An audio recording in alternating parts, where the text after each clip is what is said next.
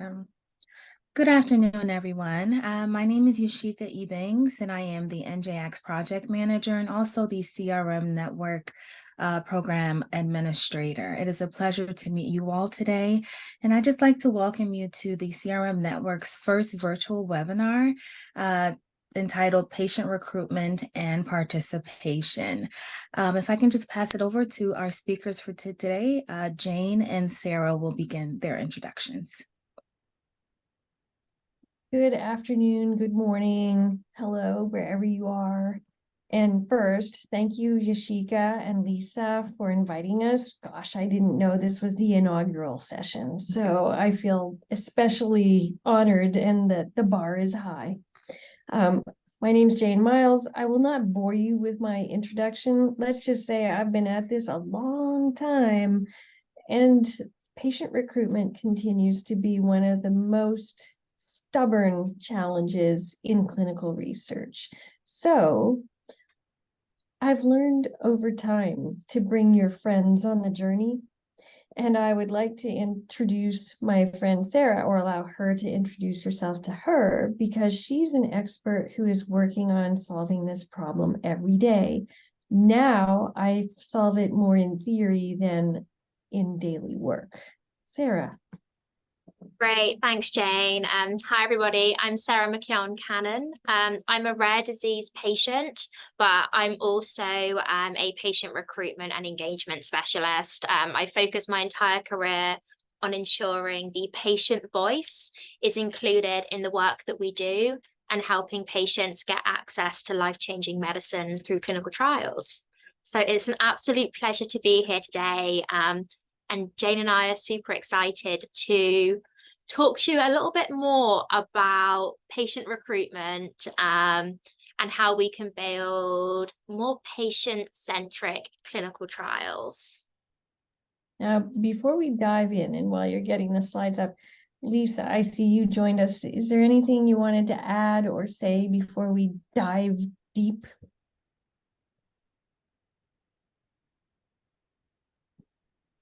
I have to try and get to the unmute button, I tell you, when you have things on your desktop. So hi, everybody. I just wanted to say thank you very much for attending. This is being hosted through the CRM network. It's wonderful that you guys have learned about it, and I'm hoping you will enjoy. And then maybe if we have time at the end, I can go over a little bit more about the network. But Jane, I'm just going to hand it off to you guys. All right. So Sarah gets all the credit for the slides. We did work on the content together, but she's the magician who made it all a reality. So let's begin. And just so you guys know, now I focus largely on how to implement decentralized trials at scale, but I'm not at a sponsor organization. I'm working across the industry with sponsors, technical and service providers, sites, and CROs to really build and execute these trials at scale. All right, let's go. So, surprise, surprise. Most people still don't realize that clinical trials lead to drug development. And so most of them are not involved in clinical trials. I'm curious, but I won't ask you, just do in your own mind, how many people do you know in your life who've been in a clinical trial? It took me nearly 25 years to get into one as a healthy volunteer. So I guess you could say even we are part of the problem. Next slide, please. So that's what we're here to talk about today. Like, why is it that patients aren't in clinical trials, and how do we work on fixing that?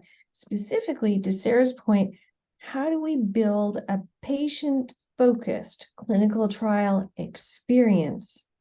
You see, I didn't say design, I said experience.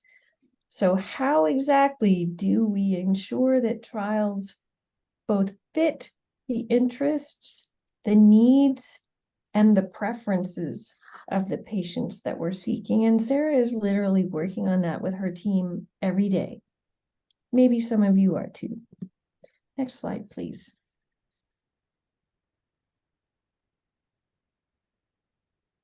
Sarah's literally running the show. So you're going to see this slide several times throughout the presentation, and it's really just to keep you oriented to what part of the process are we talking about here. Think of this as a very simplified map of what happens as you design and execute a clinical trial, starting with gathering input. Like, who needs to see what preferences might be important to consider, how are patients actually being treated now, what are the gaps? All those insights and inputs actually factor heavily into protocol design, or should. But sometimes it doesn't happen that way, which is how sometimes we end up with not so patient-centric clinical trials.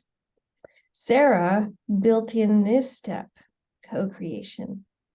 And back in the day, like as a young clinical trial study manager, the thought of co-creation was very much limited to the input of our clinical scientists, regulatory opinions, and maybe key opinion leaders who were physicians who would prescribe a medication.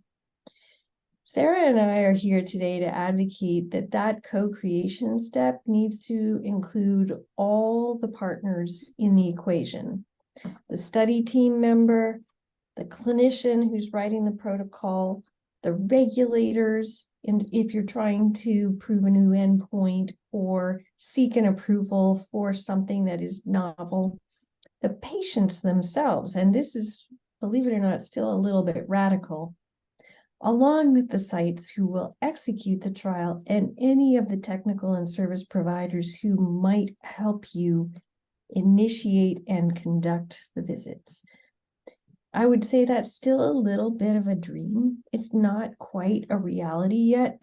And since you're learning how to do things differently, we're asking you to make it part of your reality and bring it to life as you become clinical research professionals. After we co-create materials and content, then we get into the recruitment stage, which also requires education on all those stakeholder points on the circle: the tech provider, the service provider, the sites, the patients, hopefully to a limited degree, and then of course the study team who's going to help conduct the trial. From the patient's perspective, their journey might start in the trial at pre-screening. We'll talk a little bit about that, consent, enrollment, and we're going to stop there. We're not going to talk about participation in closeout. So think about us as focusing on how to build the trial with patient input, how to design the experience so it suits patients and they would like to participate, and then how do we actually help them enroll. Sarah, did I miss anything? I don't think so. Okay, let's keep going. All right, this one is a golden slide screenshot this because it is the visualization of who needs to be involved in each of those steps we just talked about. It is still a little bit of a dream state. Not every team is doing this yet. I'm going to say that although Sarah has included patients and patient advocacy in this step, along with the study team and the principal investigator. When I was at DIA this year, we were talking to the audience about protocol simulations and how you gather these perspectives before you go live with your trial. And we did a very simple poll in the audience of raising of hands, and less than 40% of the people in the room had yet included patient input to trial design. I'm going to say that was shocking because this has been a topic of conversation and a movement across industry for more than a decade. So as students, please make sure that you implore your teams to make sure to include patients in your design step. like I said, screenshot this. We're going to talk a little bit about these different perspectives and how they're involved, but I want you to really take away the message. It's not just the clinical trial sponsor that needs to be involved in these steps. All right, next, please. Okay, back in the day, when I was actually leading a team at a sponsor organization focused on late-stage clinical trial recruitment, it was interesting and surprising to people to think that there was actually such a thing as a patient recruitment funnel. You may have heard about it. What surprised me most as the clinical trial recruitment advocate was many people in the sponsor organization assumed that anyone who learned about the trial, anyone who got through pre-screening, anyone who was referred or consented would automatically be enrolled.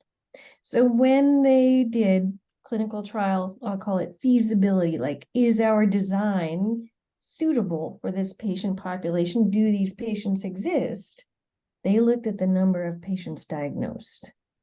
Then they thought about how many eyes we could reach, and then they calculated all of those eyes would go into the trial.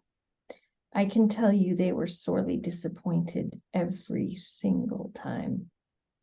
And in fact, I think you probably have seen the statistics. Less than 5% of the general population goes into clinical trials. Even in a setting like oncology, where people assume that patients are more willing to be in a clinical trial, the number or the proportion of participants is at 10%. And the consequence of that, of course, is twofold. It takes longer for us to enroll trials.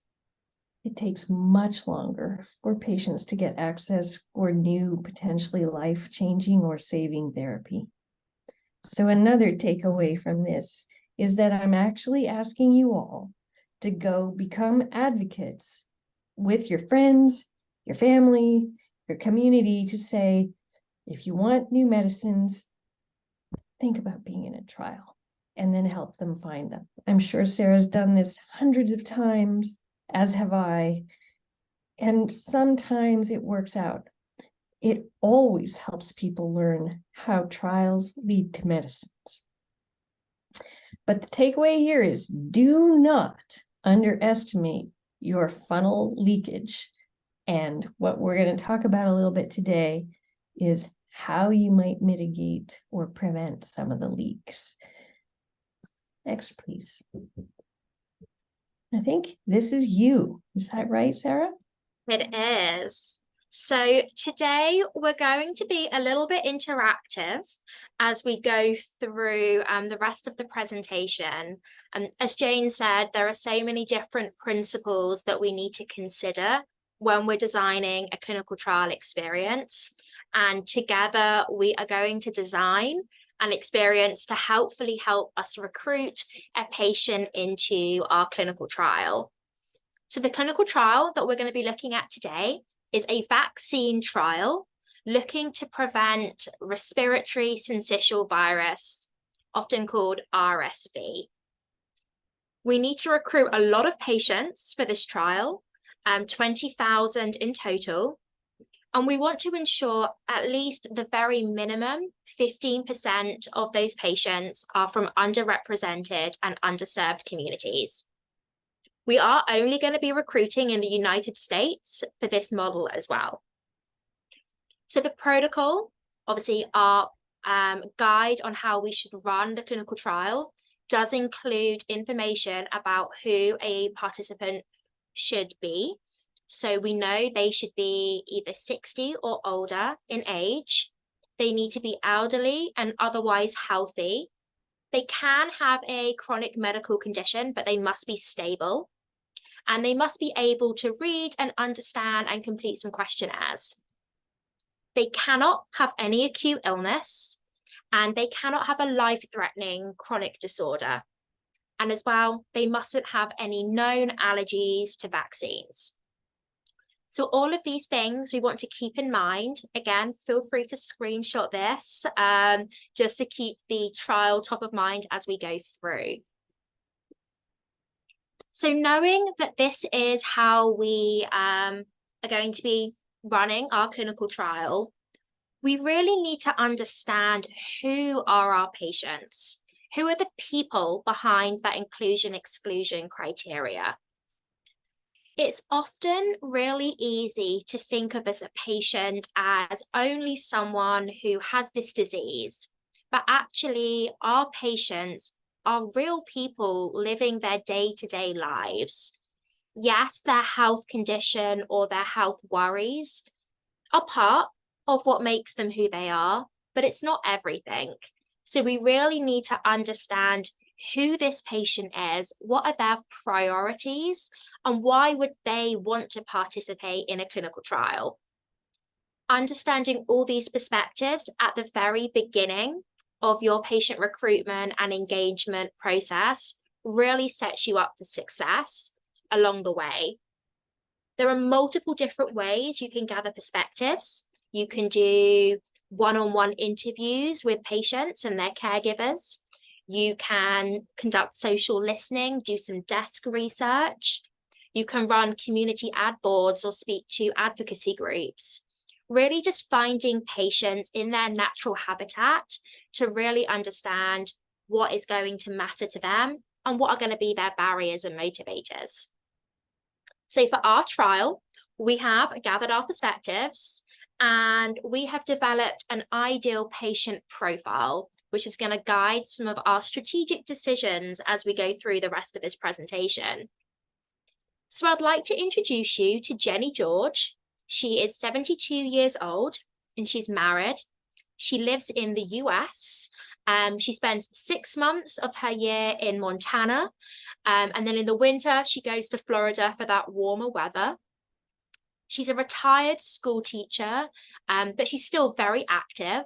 She provides childcare to her grandchildren 3 days a week, which definitely helps keep her young. She's very health conscious. She proactively is monitoring her health. She walks 2 miles at least 3 times a week. She understands the importance of vaccines and regularly gets her up-to-date vaccines.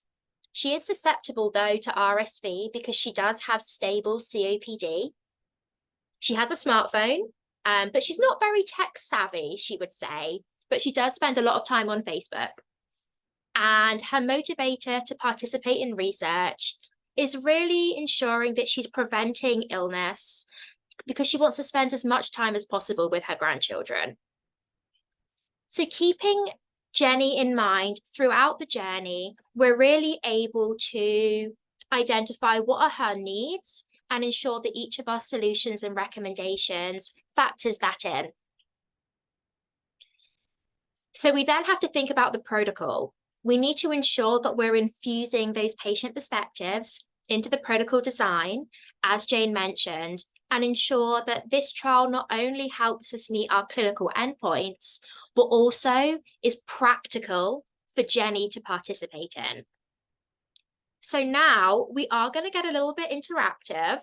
So if I can ask everyone to grab their cell phones or on their browser, and if you head to menti.com and can enter this 8-digit code at the very top of my screen here, you'll be able to participate in the poll.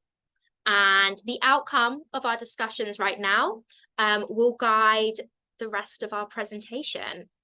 So what I would love for you all to do is have a think about which location would be best for Jenny to participate in for this trial. Our options are a mobile truck at a local church event, a consumer-facing access point. So for these, think of something like Walgreens, Kroger's, Walmart, etc. Places where clinical trials are now being offered at point of care. At her existing family's physician's office. At a new physician's office, one that Jenny hasn't met before, or wherever is most convenient for Jenny. So I'll give you all just a couple of minutes for this first poll, and then, okay, we've got a 30-second countdown on. So we're seeing a bit of a mixture here. Some saying consumer-facing access points, some saying wherever is most convenient for Jenny. Consumer-facing access points have actually been a more recent approach to clinical trials and are really enabling more people to participate in research by offering decentralized and more optionality for patients. So, In fact, Sarah, my next meeting is with the cross-functional team that is building the infographics on which of the different, I'm calling them alternative site models, including consumer-facing access points, solve which problems, where you can use them, how you use them. Because guess what? It's bleeding edge. amazing. So I would say the answer that we're really pleased to see is wherever is most convenient for Jenny. We really want to ensure that patients are able to participate in research based on what works for them. However, for our trial, we are unfortunately only going to be running this at an existing physician's office or a new physician's office, just to keep it a little bit simpler for some of our other questions. But thank you everyone for putting in those options. And it's honestly really great to see that everyone is already thinking about the patient experience of ensuring that Jenny's able to participate wherever is convenient. So we then, once we have developed our protocol, we then need to start thinking about co-creating.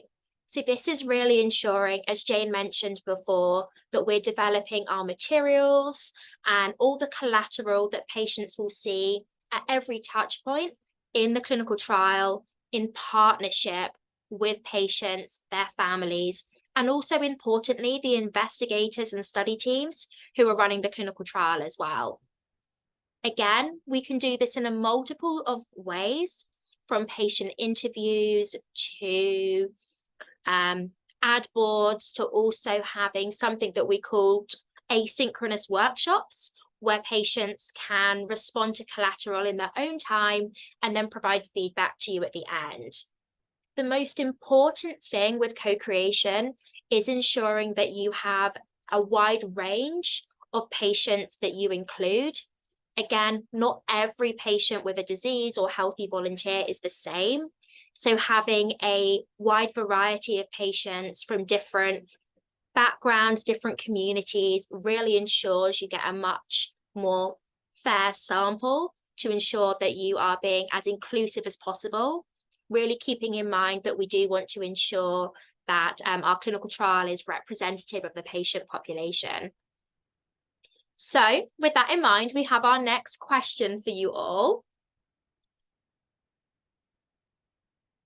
So at what stage should we include the stakeholder voice in material development? First, don't bother. The second, before the protocol is finalized. After the first draft of materials is created. Once materials are approved by all the necessary regulatory bodies, at the investigator meeting, or throughout the development process. And again, I'm just going to give you all 10 seconds. But I think we are starting to see a clear winner. While it's definitely great to make sure that we get stakeholder input before the protocol is finalized, it's even better to get feedback throughout the process at every single one of the touch points along our journey, This really enables us to ensure that we are developing the most patient-centric clinical trial experience. This also enables us to test and learn if we are co-creating on the way. We can find out what is working for patients and what is not working for patients, and then adjust our clinical trial along the way to really ensure that we're able to recruit and retain patients into research. So the next step of our journey is recruitment, and I'm going to pass over to Jane to talk a little bit about recruitment. All right. So now you know what patients want to hear about and where they might prefer to experience the trial, but how exactly are you going to reach them? Remember back to that funnel. First, we have to create some awareness. Then we have to actually find out who might be part of the trial. So let's think a little bit about where we're going to put the materials we've co-created so that we get the maximal return on investment, if you will, and recruit the trial successfully. So I think we have another poll. So this is up to you now, and you can choose a few options. What mixture of online and physical materials would you use for this trial? And keep Jenny George and those ideal patients in your mind. So we have a bunch of options: flyers, social media, in an office, a physician's office, on the radio, TV, at a pharmacy, direct email, paid search. So that's like search engine optimization, podcasts, digital displays. Imagine a screen that comes up while you're waiting at the Department of Motor Vehicles. Yeah, all right, you're on it. That's awesome. It's interesting too. We have a pretty even mixture here. And I see Lisa's got a chat message here. Lisa says, my thoughts is it depends on who the patient is. Right. So think about Jenny George and her peer group. Remember, they are not that tech savvy. They do use Facebook. They want to really be able to spend time with their grandkids. So really the takeaway is exactly as Lisa says, it depends on your audience. It depends on where they are likely to interact with the materials. And truthfully, it is ideally a mixture. So really think about a multi-channel approach. And since this is such a huge trial to recruit, we're going to need to try and reach a lot of people in a lot of different places where they are, because not everyone who is interested will end up qualifying. Now, I have one little I'm old story, and believe it or not, about 13 years ago, when I was proposing the idea of using social media and Facebook as a recruitment tactic, it was a radical idea. The only reason I mention that now is because it's flipped over entirely. And I challenge you in your own teams not to just rely on social media, but as Sarah advocates here, really think about a multi-channel approach, because different people experience the trial and where they want to learn about it differently. Okay, I think we've drilled that in. Now, how about education? How do you actually teach people about the trial and when? So I think we have another poll for your input on how about what to include in your educational materials. Is it general information about the trial? Is it RSV and what that is and what this trial is? How about what the participant could expect in the trial? How about how your rights are protected? What do you do if you actually want to participate? And then what about the effectiveness of the vaccine or information about how you would experience telemedicine? So we'll give you the 10-second countdown again. And I feel like we need the Jeopardy music. Do, do, do, do. So what I love about this is you're hitting the points that it really needs to be quite inclusive, and you might consider how you present that material in bite-sized chunks so that everyone who's going to interact with the patient understands the relevant bits that they need to convey at the moment.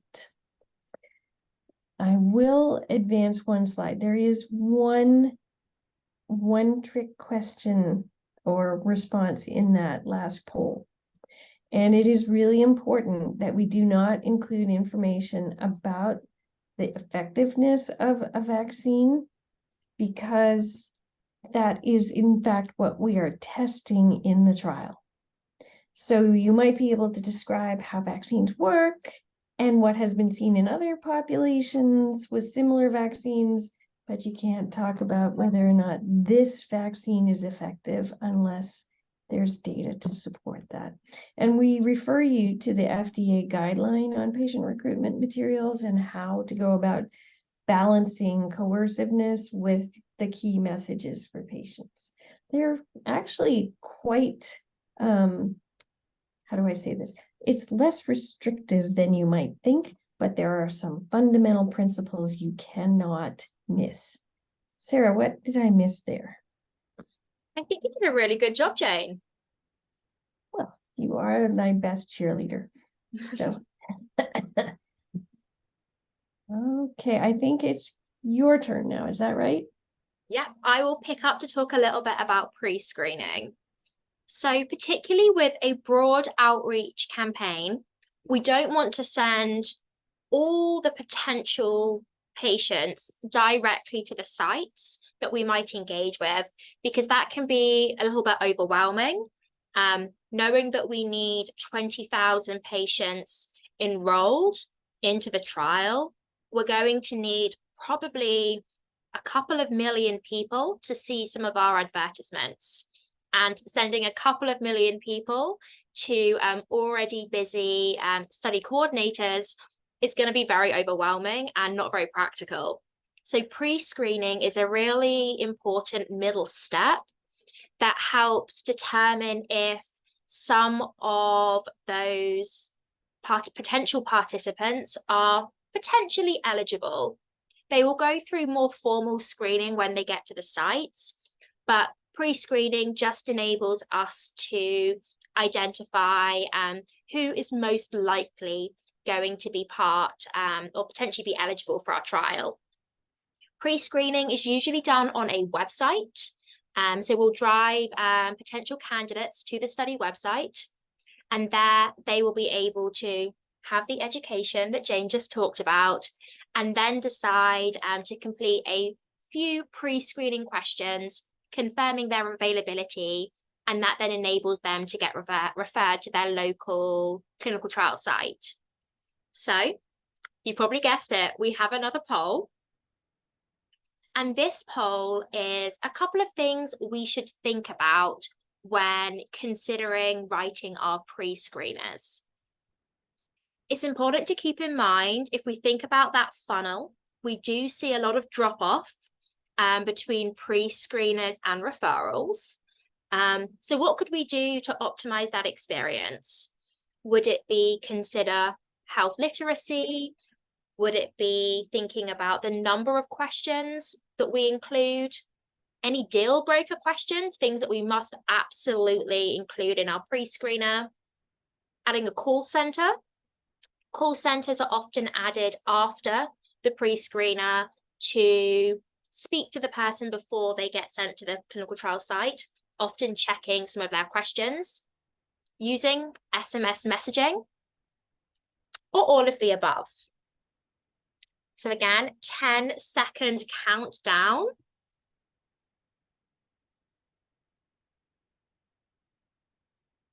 Okay. So again, great to see. All of the above was definitely the correct answer. You may not want to implement all of those different approaches on every single pre-screener you do, but they all add a lot of value depending on your patient population. Too broad a pre-screener can result in too many patients getting through that are not eligible, and that can be very burdensome, as I mentioned. But if we are too restrictive, or our questions are confusing, or even a really long pre-screener, this can result in not enough patients getting through that funnel and us not hitting our recruitment goals. So it's a little bit of a balancing act, but all these things are really good to consider. Jane, what would you say is best practice for the number of questions in a pre-screener? I always go back to a couple of key questions with the study team, like what do you think are the things that the patients will most likely know? And that's a lesson learned on my part. Oops. And also, what are the things that you think are most likely to exclude them? So it's the top of the funnel. But let me go back to what you think patients will know, and I'll share my mistake. I worked a lot in oncology trials and recruited a lot of patients, thankfully. But I operated with the assumption that many of those patients we were seeking would know some of the things like what sort of chemotherapeutic regimens they had, and some of them did, or how long their response was, and some of them did. But not most of them. Most of them just fought their journey and didn't necessarily carry all those details through the journey. Once it was done, it was done. So think carefully about whether or not you're asking things that are really likely to be known to the majority of your patients. And Sarah, maybe you have a lesson learned here too. Yeah, I also think it's important to track which questions patients are continually failing on in the pre-screener as well. If you aren't getting enough patients through at the bottom of the funnel, you can go back and look. I worked on a clinical trial for asthma quite early on in my career, and this one question everyone kept failing on. So we went back to the study team and we had a conversation with them. We identified, was this a deal breaker question? Does this question impact the clinical endpoints? And we ended up changing the protocol to ensure that more patients would be eligible, because this particular criteria that was included was just something that is often included in asthma trials, but isn't actually critical to understanding the safety or efficacy. So that was a really interesting learning and something I always consider now.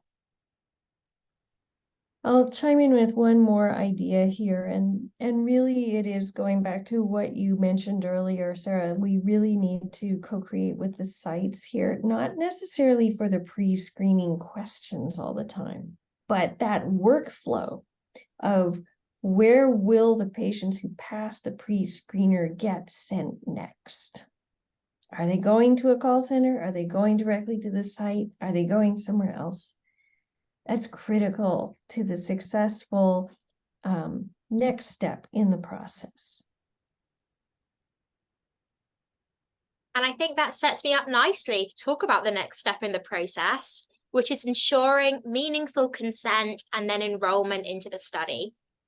So once a patient has completed that pre-screener, they have been referred to the site, they get in contact with the site and schedule their first visit. At that first visit, they complete a fairly long consent form. It's usually multiple pages. As an industry, we are trying to shorten those consent forms. I have seen one that has been 50 pages. I have seen ones that are longer and some that are much shorter as well.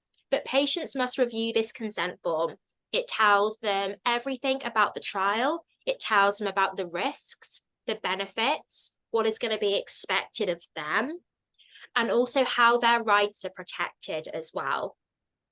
Once a patient confirms that consent, they can then be pre-screened at the study site to ensure they meet all of the criteria That often involves lab tests, maybe some scans, etc. And then if they meet all the criteria, they get enrolled into the study. A big barrier at this step is not actually whether patients meet the criteria, but it's actually signing that consent form. It's a very long document. I don't know if any of you read all the terms and conditions when you're like signing up for your iPhone or on any website, but it's pretty similar to that. And that can be a very overwhelming experience for a patient. So if we think about how we can optimize that experience to enable more patients to feel more comfortable, we can think about optimizing the consent form. So again, another poll for us all. Thinking back to Jenny, Jenny is 72 years old. She is able to kind of read and understand and complete questionnaires, but she's not very tech savvy, but she does have a smartphone. So let's have a think about what format we could potentially, or what tools we could use to optimize our consent form. So again, the first one, we could do nothing. That long document is already the best format. We could provide supporting paper documents to help facilitate that discussion. We can include questions in that form to make sure that we're supplementing learning. We could use online materials to facilitate discussion. We could use videos that are in bite-sized educational chunks. Or we could also leverage the site and just ask the site to discuss the consent form with patients. Okay, so just 10-second warning for any last responses that want to get added. And again, it's great to see that we've got a mixture again here, but no one believes we should leave that long form to do the job. So that is very reassuring to hear. So ideally, we do want to optimize the consent form to really enable us to kind of get that meaningful consent. And we say meaningful consent for a reason. The informed consent form, if you just sign it and you don't truly understand what you are signing, that can actually result in patients dropping out and not staying the course of the study. They didn't realize that there was the potential of them getting a placebo, or they didn't realize how frequently they're actually going to have to come to the study center or do a telemedicine visit. So getting meaningful consent is really important to support recruitment, but really important to support retention too. Whatever you do when it comes to recruitment and consent, you need to focus on health literacy principles. Really ensure that patients understand what you're saying, and then use tools to supplement and promote discussion. Jane, anything you would add there? I have two quick stories. Amazing. Okay, three quick stories. One, an oncologist helped me understand way back early in my research career. He or she could spend an hour with a patient and get the patient's buy-in. The family could undo that consent in 5 minutes. So make sure that you have a way for the family to know what their loved one is wanting to be part of, and a way for them to ask questions. The patient is the formal decision maker, but the influence of the family is essential to consider in the consent process. The second thing, and this was an aha, one of the learnings I had about caregivers is they often do want to support their loved ones in trials, and it can be a deal breaker if you require their participation as part of the trial. The third aha, and this is a lesson learned from just last week, a presentation I was fortunate to be part of at DPharm. And this pertains to decentralized trials. A big lesson learned we had in that particular example, which was a phase 1 study of all things, was that the participants were willing to move their long-term follow-up to a decentralized model that include both in-clinic and telemedicine visits. And during the course of the study, the staff changed at the clinical research unit, the phase 1 unit, and the staff member did not understand the decentralized model well enough to adequately explain it to the participants. So while they initially consented to moving to a DCT follow-up model, they dropped out if they received phone calls from people they didn't know and they didn't understand how those people were connected to the study. It wasn't a massive number, but it was a big in-study lesson learned on the importance of really understanding and conveying how the participant experience will happen as part of the consent process. Brilliant. Those are great stories. Thanks for sharing those, Jane. So our final step that we're going to cover today is around supporting sites at every single step of the process. If we equip our sites to support with recruitment, education, consent, etc., that really ensures that participants and sites are set up for success and ensures that both sites have the most optimum experience with the clinical trial sponsor, means they're more likely going to work together again, but also ensures that patients have the very best experience within research. We have found that patients that have a good experience within clinical trials are much more likely to recommend a clinical trial to a friend or a family member than they are to recommend drinking Diet Coke or their favorite commercial brand. So it's called a Net Promoter Score, actually, and the Net Promoter Score for clinical trials is really, really high. And that's something that we want to keep maintaining and ensure that we're able to get more people into research. So sites are really key for that experience, and making sure that they are supported should always be part of your strategy. So our final poll of the day is going to be about how we can support training our sites on patient recruitment. So there are multiple ways we could potentially do this. At the investigator meeting, so that is at the very start of the study where we get all of our investigators and study coordinators to come to a central location and be trained on the protocol, etc. We could also train them on the patient recruitment journey as well. We could train them at the site initiation visit, their very first visit when they are participating in the trial and getting up and running. We could do this through an online training portal, sending it to sites kind of in their free time. We could send it through the study newsletter that gets sent out on a monthly basis. Or we don't need to do anything because sites are already trained.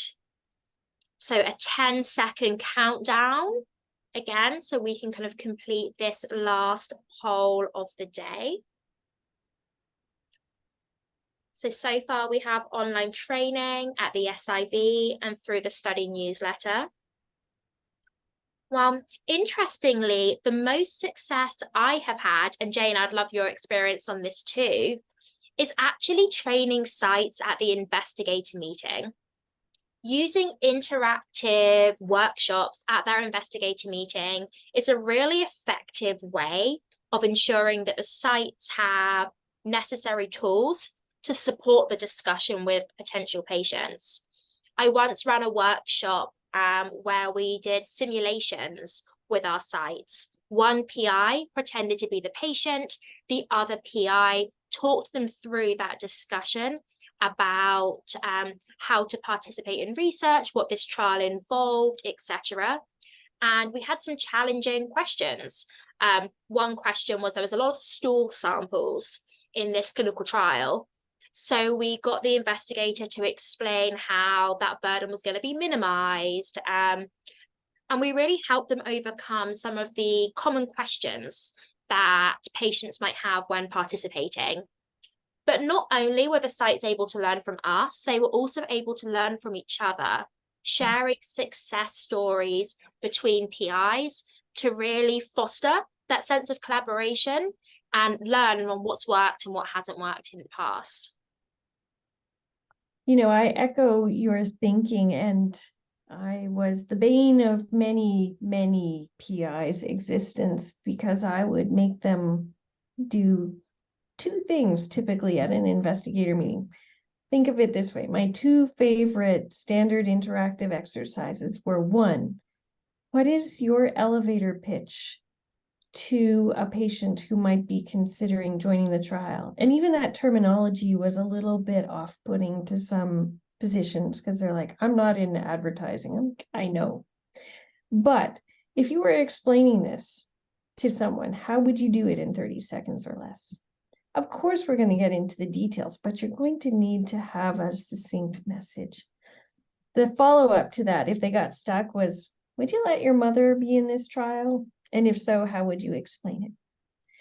The other thing, and this was more of a dragging, kicking, and screaming exercise, honestly, Sarah, was getting cross-functional tables like study coordinators, study team members, and PIs all mixed up and working on the patient funnel exercise together. Like literally, how many people will we reach out to? How many might be interested? How many do we think will pre-screen? And it was always a big light bulb moment at those tables because someone would have a perspective to offer that no one had thought of. So I love the investigator meeting. I don't know if it works the same way now that more investigator meetings are done online. Yeah, that's a great point of ensuring even virtual investigator meetings still have a space for collaboration. I think that's a really great point, Jane. Thanks, So Sarah. we are wrapping up now. So congratulations, you have all successfully randomized a patient into our RSV trial. And hopefully you have found this interesting, inspiring, somewhat helpful. And some of these practices you can take away with you. So with that, Jane, I will pass back to you to close. Yes, first I want to say thank you to Lisa and Yashika and Dhruvi for inviting us to be part of this. I had no idea we were first out of the gate. So happy to be here, and hopefully something resonated. I see a question here. What is your take on TikTok influencers glamorizing participation in a clinical trial? Some even claim receiving thousands of dollars for their participation. Is this a concern or an opportunity? Sarah, what do you think? So I do think there is a lot of potential in using influencers to support with clinical trial recruitment and raising awareness. I do think we need to do this in a compliant and regulated way, though. Typically, when I partner with influencers, we give them IRB approved and regulatory body approved materials to use. That way we can ensure that no one is saying anything that is coercive or overpromising. It is true that patients do get reimbursed for their time. If you're working in a phase 1 trial, participants typically do get more reimbursement than if they're going to be in a phase 3 trial. So I do think it is challenging when some of the influencers are saying that they're receiving thousands of dollars to participate, because that is a little bit overpromising and not always the expectation. But I do think there is a good opportunity to partner in the right way with influencers on TikTok. Interestingly, TikTok are one of the social channels that do not allow paid ads on their platform for clinical trials. They are looking to change that and see how they can allow that moving forward. But right now, TikTok do have a stance that clinical trial advertising from a paid perspective doesn't belong on their platform. It is a great place for education about trials in general. But I will add to your cautionary tale about reimbursement as the prime motivation for clinical trial participation. Lisa, I think you might have some things you want to add in generally now. And thank you, Sarah, so much for all of your partnership and your hard work to make this a reality. No, it's a So- pleasure. Yeah, just thank you so much for Jane and Sarah for joining us today. We are ecstatic that we got to learn some additional insights around the patients and engagement. And for everyone who have participated, thank you again. Please join our LinkedIn Clinical Research Management Network, because we will be hosting additional events almost each month. So you can feel free to join in. We'll have other experts talking about other different topics. And if you have any other suggestions you think that the network should cover or should do, please feel free to contact us. If you contact the network, it will probably go to me at the moment, so that's not a problem, or I will also put in my thing. And I guess, Yashika, if you want to add yours as well, we would love to hear from you guys regarding anything that you're looking for from the network. So have a great day, everyone, and thank you again for attending. Thank you so much. Thanks, everybody.